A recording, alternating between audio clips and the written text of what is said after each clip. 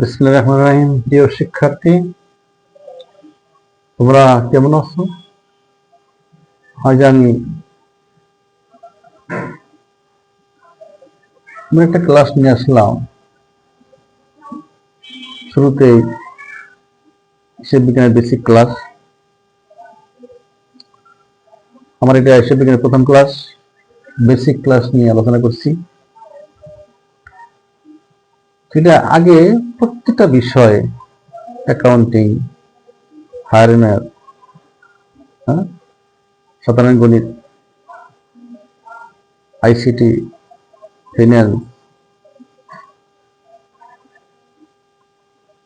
Chemistry, physics, প্রত্যেকটা বিষয় আগে বেসিক জানতে হবে, বেসিক শিখতে হবে। বেসিক না শিখে কিছু করবে না।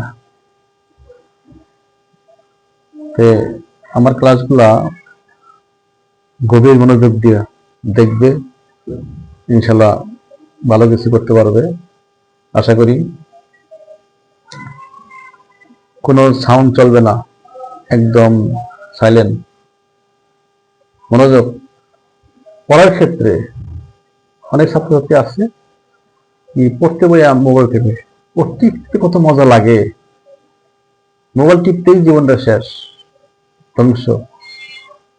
এই মোবাইল টিপার্সে পড়ালেখা, ইংরেজি, অঙ্ক, যত সাবজেক্ট আছে এটা হার্ড সাবজেক্ট, বেশি বেশি প্র্যাকটিস করো, তোমার জীবন সার্থক আসবে, ভালো কিছু করতে পারবে জীবনে। তাই কথা না বলি, চুপ। এবার শুরু করছি বিজ্ঞান। আমরা মেন টার্গেট, আমাদের কি মেন টার্গেট থাকবে কি?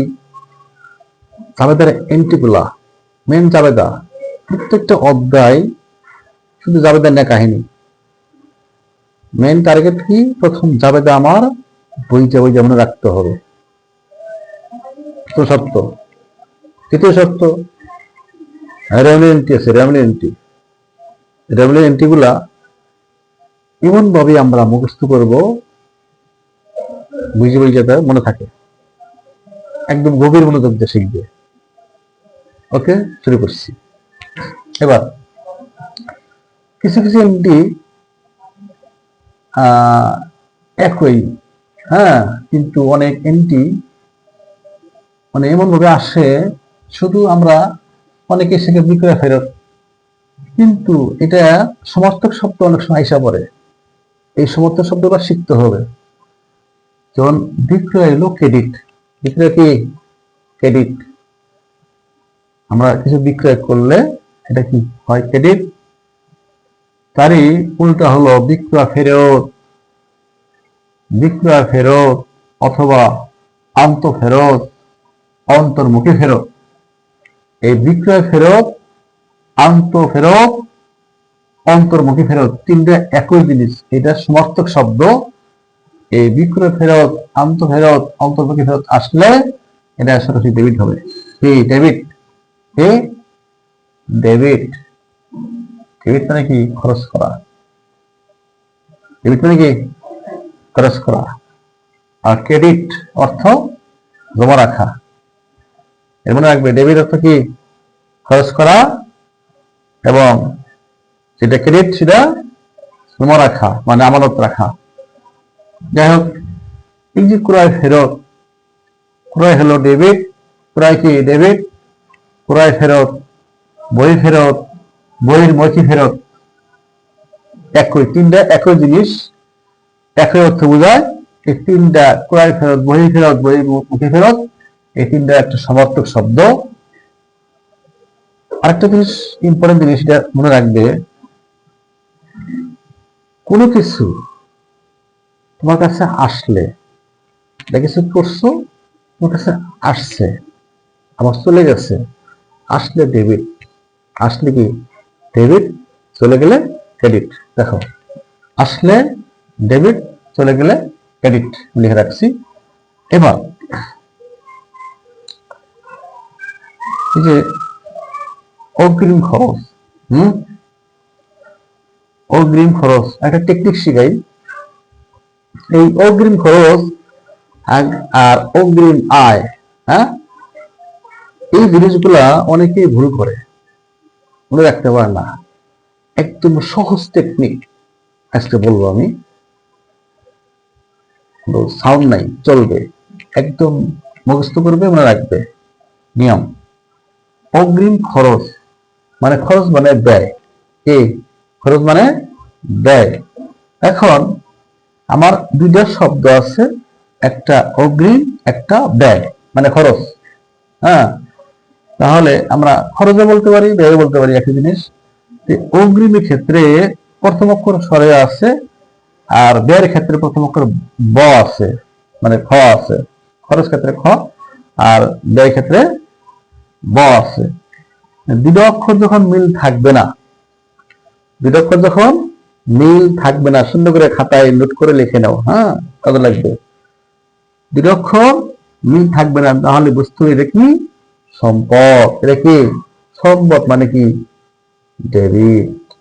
হ্যাঁ, আমি বলছি, সঙ্গে বলে দিই, যত সম্পদ আছে সকল সম্পদ ডেবিট, যত আয় আছে সকল আয় ক্রেডিট, যত ব্যয় আছে, যত খরচ, যত ব্যয়, যত প্রকার ব্যয় আছে সব কি ডেবিট, যত প্রকার দায় আছে সকল দায় ক্রেডিট। এগুলো মনে রাখবে, ইনশাল্লাহ পারবে। তাহলে অগ্রিম আয়, অগ্রিম আয়, এখানে দুটো শব্দ আছে, একটা অগ্রিম একটা আয়। এখানে প্রথম অক্ষর স্বরে আছে, এখানে স্বরে আছে। যখন দেখবে দুটো অক্ষর মিল আছে, এই দুটো অক্ষর মিল আছে, তাহলে বুঝতে পারে দায় কি, এটা দায়। অগ্রিম আয় কি দায় মানে ক্রেডিট, দায় সকল দায় ক্রেডিট। অগ্রিম ব্যয় অথবা খরচ ডেবিট, অগ্রিম আয় হ্যাঁ থাকলে ক্রেডিট। বলছি আবার, দুটো অক্ষর মিল থাকলে, হ্যাঁ, দুটো শব্দের প্রথম অক্ষর মিল থাকলে তাহলে দায় হবে ক্রেডিট, আর দুটো অক্ষর যদি মিল না থাকে তাহলে হবে কি সম্পদ মানে ডেবিট। এবার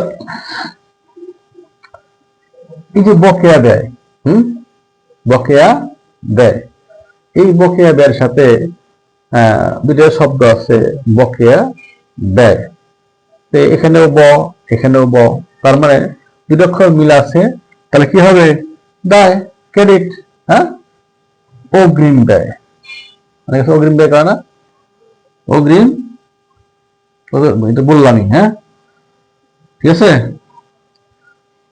এবার বকেয়া আয়, বকেয়া আয়, এই বকেয়া আয়, বকেয়া ব্যয় একটা, বকেয়া আয় একটা।